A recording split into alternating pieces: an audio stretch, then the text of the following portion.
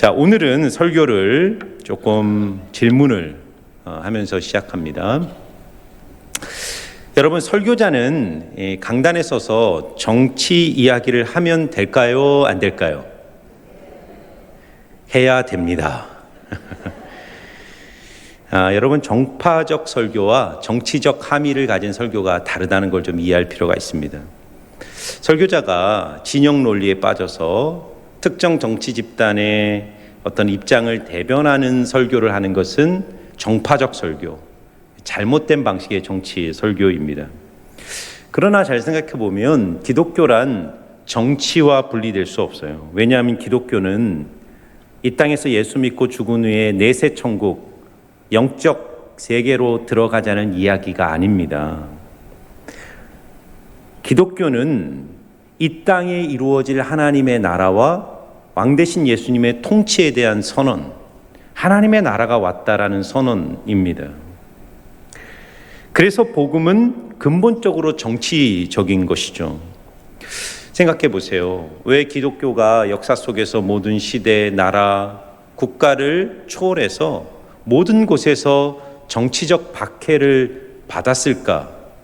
만약 기독교라는 것이 단지 예수 믿고 그냥 조용히 내 내면의 평안을 추구하다가 죽은 후에 조용히 내세적인 공간에 가는 이야기라면 세상 권력이 기독교를 박해할 이유가 없습니다. 그러나 기독교란 새로운 왕이 이 땅에 오셨다는 거예요. 새로운 나라가 출범했다는 것입니다. 기독교는 깨어진 이 세상을 번역하자라는 메시지입니다. 부활하신 주님이 하늘과 땅의 권세를 가지시고 온 세계를 다스리는 통치자이며 교회와 그리스도인은 그 왕 대신 예수님의 대리 통치자로 이 세상에 부름을 받고 있다는 사실을 선포하는 것이죠. 그래서 언제나 기독교는 세상의 권력으로부터 저항을 받아온 것입니다. 오늘 너무나도 유명한 본문이에요. 가이사의 것은 가이사에게, 하나님의 것은 하나님에게. 어쩌면 오늘 우리가 다루는 본문은 예수님 당시에 가장 민감한 정치적 이슈였어요. 가이사에게 세금을 바치는 문제였죠.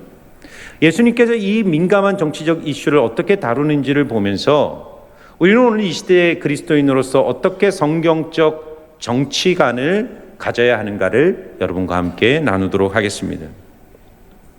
예수님이 예루살렘의 성전에 입성하시고 성전을 개혁하셨습니다. 성전을 개혁하신 후에 종교 지도자들과 유대인들의 엄청난 도전에 직면하게 됩니다.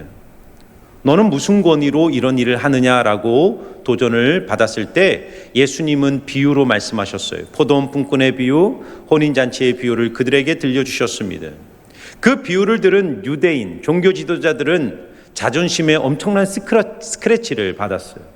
마음에 분노가 부릴 듯이 일어났습니다. 당장의 종교 재판을 열어서 저 예수라는 인간을 사형을 처해 죽여버리고 싶었어요. 그러나 수많은 민중들이 예수님을 존경하고 메시아로 지지하고 선언했기 때문에 눈치를 보면서 어떻게 할 수 없었습니다. 그래서 종교 지도자들은 뒤에 가서 예수를 죽일 암살 모의를 합니다. 자, 오늘 15절 말씀인데요. 이에 바리새인들이 가서 어떻게 하면 예수를 말의 올무에 걸리게 할까 상의하고. 자, 바리새인들이 어떻게 예수를 잡을까? 방법은 말의 올무를 걸리게 하자. 이 말의 올무를 걸리게 한다는 것은 말꼬리를 잡자 이 정도의 의미가 아니라 짐승을 사냥하기 위해 덫을 설치한다 이런 뜻입니다. 짐승을 잡으려고 나무 잎사귀로 위장해서 그 아래 덫을 깔고 짐승이 좋아하는 음식물들을 놓은 후에 덫에 딱 걸어버리는 것이죠. 지금 바리새인들이 보낸, 그리고 헤롯 당원들이 합세하여 함께 예수님께 오는데 아주 근사한 말, 달콤한 말로 위장해서 속에는 칼과 덫을 숨기고 예수님께 접근합니다. 자, 16절 보세요. 자기 제자들을 헤롯 당원들과 함께 예수께 보내어 말하되 선생님이여 우리가 아노니 당신은 참되시고 진리로 하나님의 도를 가르치시며 아무도 꺼리낀 일이 없으시니 이는 사람을 외모로 보지 아니하심이니이다. 사람이요 뭔가 속에 감추는 게 있으면 말이 길어집니다. 예수님 앞에 질문을 던지면 되는데 뭐 구구절절 얘기를 하는데 무슨 얘기입니까? 선생님, 당신은 아무에게도 거리끼지 않고 또 외모를 보지 않고 진리로 도를 말하시는 분 아닙니까? 이런 말 왜 하는 겁니까? 한마디로 이런 거예요. 당신은 사람 눈치 보지 않고 당당하게 할 말을 하는 분이니까 우리가 던지는 이 민감한 질문에 좀 속 시원하게 대답해 주세요. 당신은 그런 훌륭한 분 아닙니까? 감언이설이죠. 겉으로는 달콤한 말로 포장하지만 속으로는 칼을 품고 있는 겁니다. 그 칼이 뭡니까? 가이사에게 세금을 바쳐야 됩니까? 말아야 됩니까? 자, 이 질문을 우리가 다루기 전에 먼저 오늘 예수님께 찾아온 사람들을 우리가 주목해야 됩니다. 오늘 예수님께 찾아온 사람들이 누구냐라고 성경은 말하냐면 바리새인들이 보낸 제자들과 헤롯 당원들이 함께 예수께 왔다는 겁니다. 자, 예수님 시대에 이 바리새인과 헤롯 당원은 완전히 상반된 정치적 견해를 가지고 있었던 사람들이었어요. 예를 들면 바리새인들은 민족주의자이고 원칙주의자들이었습니다. 로마가 강제적으로 팔레스타인을 점령하고 거기에 세운 어용 정부죠. 그 헤롯을 너무너무 미워했어요. 혐오했어요. 왜냐하면 헤롯이라는 사람은 이스라엘 사람도 아니었단 말입니다. 에돔 사람이었어요. 그런 정말 낙하산처럼 떨어져 들어온 이 헤롯이라는 정부를 너무 미워했고, 더구나 그 헤롯에 부역하는 헤롯 당원들을 정말 인간처럼 보지 않았던 것입니다. 그러나 반면에 헤롯 당원들은 현실주의자이며 타협주의자였어요. 그들은 생각했어요. 로마라는 이 제국의 실제, 이 새로운 현실을 우리는 부정할 수 없지 않느냐. 이미 우리나라는 국권을 빼앗겼고 이 제국이 우리를 지배하니 이 현실을 받아들이고 거기에 타협하면서 그 안에서 살아남는 법을 배우자. 요즘도 우리나라 시끄럽죠. 옛날 일제 강점기에 대한 이슈에 의해서 국가 공직원들이 이상한 얘기를 해서 시끄러운데, 그 당시나 바로 이 로마 당시나 바로 그 정치적 세력에 대한 두 가지 입장이 서로 혐오하며 서로 싸우고 있었던 것입니다. 그런데 그렇게 평소 서로를 혐오하고 대립하던 두 집단이 예수를 잡아 죽이는 일에 한마음 한뜻이 되어 오늘 예수께 찾아왔다는 것입니다. 우리는 여기서 매우 중요한 사실을 하나 발견하게 돼요. 예수님은 그 시대의 민족주의자와 현실주의자 어느 편에도 서지 않았다는 거예요. 그분은 양쪽으로 다 미움을 받으셨어요. 저는 이것이 교회가, 그리스도인이 성경에 기초한 바른 정치적 태도를 가지면 직면하는 결과라고 생각합니다. 교회와 그리스도인은 그 시대의 보수, 그 시대의 진보 양쪽 모두로부터 환영받을 수 없어요. 그리스도인은 한 진영 속에 자신을 편입시키고 그 진영의 논리를 절대화하며 이것이 마치 진리인 것처럼 외쳐서는 안 되는 것입니다. 왜냐하면 하나님 나라 운동은 이 세상의 어떤 정치 운동과 근본적으로 결을 달리하기 때문이에요. 여러분, 우리 그리스도인들도 때로는 태극기 집회도 갈 수 있고 촛불 집회도 저는 갈 수 있다고 봅니다. 나의 정치적 신념에 따라 어떤 부분을 지지하고 어떤 부분을 반대할 수 있다고 생각합니다. 저도 그래요. 그러나 마치 그것이 절대적 진리인 양 그 진영 속에 속하여 그것이 마치 우리 국가의 운명을 결정하는 것처럼 하나의 정치 세력을 우상화하는 것은 그리스도인의 바른 태도가 아닙니다. 왜냐하면 보세요. 우리는 바리새인과 헤롯 땅의 야합을 보면서 세상의 정치적 신념이라는 것이 얼마나 허무한 것인가를 보셔야 합니다. 여러분, 우리가 정치를 보면 사실 인간에게 가장 강렬한 신념은 정치 신념과 종교 신념이에요. 그러니까 정치적 얘기를 하지 말라는 겁니다.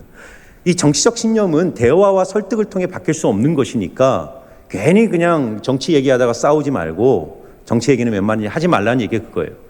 정치를 보면 마치 정치적 신념에 의해 정치계가 움직이는 것처럼 보입니다. 그러나 잘 들여다보면 정치 신념보다 정치를 움직이는 더 근원적 동기는 권력에 대한 욕망입니다. 그래서 정치의 세계는 비정하고 비열한 부분이 있어요. 어제의 적이었던 바리새인과 헤롯 당원이 오늘의 동지가 되어 예수를 죽이는 일에 야합하는 일들이 일어나지 않습니까? 예수님 당시나 지금이나 언제나 정치적 야합이 멈추지 않는 이유가 뭘까요? 신념을 초기와 같이 버리면서 정치적 야합이 일어나는 것은 인간 안에 있는 근본적 욕망은 권력과 기득권을 지켜내고자 하는 욕망이기 때문입니다. 여러분, 정치인들만 그런가요? 그렇지가 않습니다. 인간은 근본적으로 정치적 동물이에요. 힘을 추구합니다. 어느 가정이든 교회든 회사든 인간이 모인 곳에는 정치가 작동해요. 세상적 정치, 인간의 정치는 사람을 규합하여 힘을 형성하고 자기의 목소리를, 자기를 드러내는 것이 정치의 목적입니다. 교회에서도 하나님의 정치가 작동하지 않으면 인간의 정치가 지배해요. 여러분, 왜 교회, 사랑을 얘기하고 십자가를 얘기하는 교회가 끊임없이 분열하고 갈등할까요? 하나님의 정치가 아닌 인간의 정치가 교회를 지배하기 때문입니다.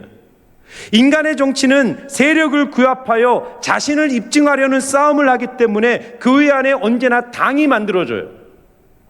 그러나 하나님의 정치는 섬김, 희생, 자기 부인이라는 십자가로 서로를 섬기기 때문에 인간의 정치가 아닌 하나님의 정치를 하는 사람들이 그 공동체에 많아지기 시작할 때 교회는 연합과 일치를 경험하기 시작하는 것이죠. 하나님의 정치와 인간의 정치가 충돌하는 대표적인 예가 겟세마네 동산입니다. 겟세마네 동산에서 예수님이 제자들과 기도하실 때 가룟 유다가 폭도들을 동원하여 예수를 잡으려 왔어요. 그때 베드로가 칼을 뽑아 말고의 길을 베어버립니다. 베드로가 칼을 뽑을 때 베드로의 동기 속에는 인간의 폭력적 충동, 인간의 즉각적 충동도 있었겠지만 정치적 계산이 깔린 행동이었어요. 내가 칼을 뽑아 말고의 길을 베면 예수님이 숨겨진 능력을 드러내고 세력을 구합하여 민족적 봉기를 일으키고 이 땅에 하나님의 나라를 이룰 것이라는 정치적 계산, 인간적 정치를 생각한 것입니다. 그런데 예수님이 뭐라고 그러시죠? 칼을 칼집에 꽂아라. 내가 12군단보다 더 많은 군사들을 동원하여 이들을 진멸할 수 없을 줄 아느냐? 그러나 그것은 인간의 정치다. 나는 하나님의 정치를 하는 사람이에요. 나는 내 뜻이 아닌, 내 욕망이 아닌, 내 자신의 옳음을 입증하는 것이 아닌 하나님의 뜻을 이루기 위해 이 땅에 왔다. 나는 칼이 아닌 주님의 잔을 마시겠다라고 말씀하세요. 십자가의 정치가 무엇입니까? 하나님의 정치가 무엇입니까? 내가 죽고 예수가 사는 거예요. 내 뜻이 죽고 하나님의 뜻이 살아남으로써 정의가 승리하고 악이 근본적으로 정복당하는 일들이 우리의 삶을 통해 이루어지는 것이죠. 여러분, 우리는 날마다 이러한 치열한 삶의 현장 속으로 들어가는 것입니다. 인간의 정치가 세상을 지배하죠. 나를 입증하고 나를 자랑하고 나의 권력과 힘을 드러내는 이 세상 속에서 그런 세상의 정치적 논리에 따라 움직이는 우리가 아니라 내가 있는 삶의 자리와 현장이 어디이든지 하나님의 뜻으로 순복함으로 십자가의 정치, 하나님의 정치로 승리하시는 여러분들 되시기를 주의 이름으로 축원합니다. 그러면 가이사에게 세금을 바치는 이 문제에 대해서 이제 좀 더 구체적으로 생각해 보겠습니다. 왜 가이사에게 세금을 바치는 문제에 대한 질문이 예수님께 함정이 되었을까를 생각해 보세요. 민족주의자들이었던 바리새인들은 로마 황제에게 세금을 바치는 일은 반민족적 행위, 반신앙적 행위라고 생각했어요. 왜냐하면 그들은 로마 제국을 인정하지 않았어요. 진정한 왕은 하나님 한 분밖에 없다라고 믿었던 사람들이 바리새인들이었어요. 그런데 그런 바리새인들이 로마와 로마 황제에게 세금을 바치는 것은 반민족적, 반신앙적 행동이라고 생각했어요. 어쩔 수 없이 강압적 통치에 의해서 어쩔 수 없이 울며 겨자 먹기로 세금을 냈지만 그들의 마음속에는 엄청난 이 분노가 세금을 낼 때마다 끌어올랐던 겁니다. AD 70년에 로마의 티토 장군이 예루살렘에 들어와 예루살렘을 초토화시키고 유대인의 인구의 2분의 1을 학살하는 일들이 벌어지면서 이스라엘 나라가 완전히 붕괴된 사건이 있어요. 그때 로마가 이스라엘을 침략한 동기가 뭐였냐면 이스라엘 안에 로마에 바치는 세금을 바치지 않겠다라는 민족적 운동들이 일어났기 때문에 로마가 이스라엘을 침략한 것이었어요. 그러나 반면 현실주의자였던 헤롯 당원들은요, 아까도 말했지만 로마를 하나의 현실, 이 세상의 현실로 인정하자는 거예요. 그래서 적극적으로 세금을 바치는 사람들이 헤롯 당원들이었어요. 이런 사회적 상황 속에서 오늘 바리새인과 헤롯 당원이 예수님께 던진 질문, 가이사에게 세금을 바치는 것이 옳습니까 옳지 않습니까 하는 질문은 예수님을 진퇴양난에 빠뜨리는 것입니다. 만일 예수님이 가이사에게 세금을 바치지 말라 대답하시면 당장 헤롯 당원들이 예수님을 로마 당국에 고발할 겁니다. 이 사람 예수는 로마의 체제를 반대하고 저항하는 반체제 인사라고 비난하며 예수는 고발을 당했을 거예요. 반면에 예수가 가이사에게 세금을 바쳐라 라고 말하면 바리새인들은 예수님을 이스라엘 백성들에게 고발했을 거예요. 봐라, 너희들이 민족의 희망이고 메시아라고 추앙하는 이 예수가 로마에 협조하는 민족의 반역자다. 예수님이 어떻게 이 질문에 대해서 대답을 하셨을까요? 그 대답이 18절에서 20절 말씀이에요. 우리 같이 한번 읽어보겠습니다. 같이 읽습니다. 시작. 예수께서 그들의 악함을 아시고 이르시되 외식하는 자들아 어찌하여 나를 시험하느냐? 세금 낼 돈을 내게 보이라 하시니 데나리온 하나를 가져왔거늘 예수께서 말씀하시되 이 형상과 이 글이 누구의 것이냐. 아멘. 자, 예수님이 질문을 받았을 때 뭐라 그러냐면 셋돈, 너희들이 세금을 바치는 돈을 내게로 가져와 봐라. 바리새인과 헤롯 당원이 데나리온 하나를 예수님께 가져왔어요. 데나리온은 당시 로마의 공식 화폐였고 세금을 낼 때 데나리온으로 바쳐야 했습니다. 저것이 바로 예수님 당시에 통용되던 데나리온이라는 화폐입니다. 화폐를 보면 앞면에는 가이사의 흉상이 새겨져 있고 그 가해로 글씨가 기록되어 있습니다.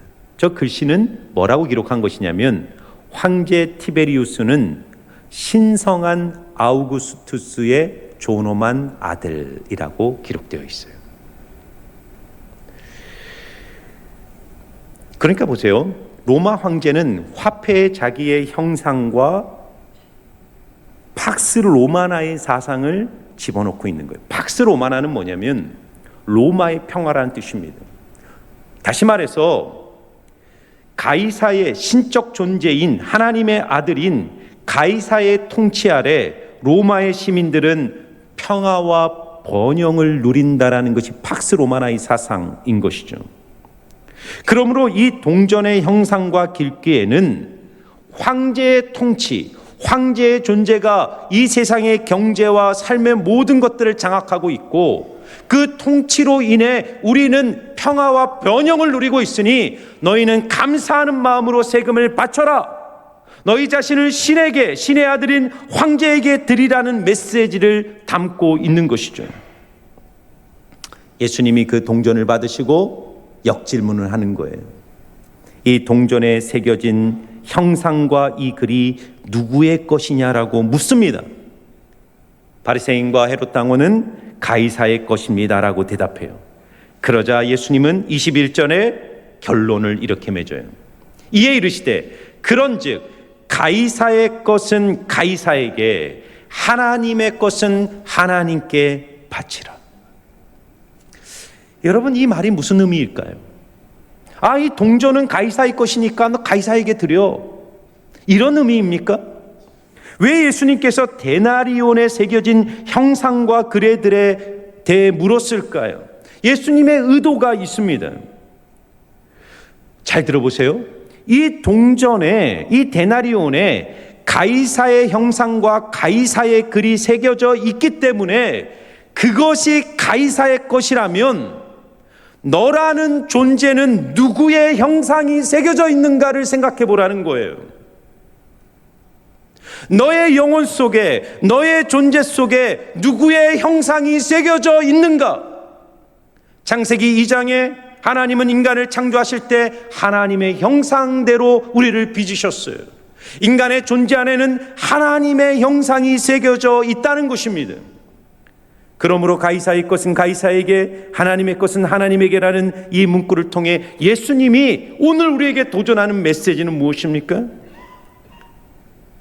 세금을 로마에 바쳐야 되느냐 마느냐는 이런 정치적 질문보다 너가 던져야 될 더 중요하고 근원적 질문이 있다는 것입니다. 그것은 하나님의 형상이 내 안에 새겨져 있다면 너는 하나님께 드려진 인생인가?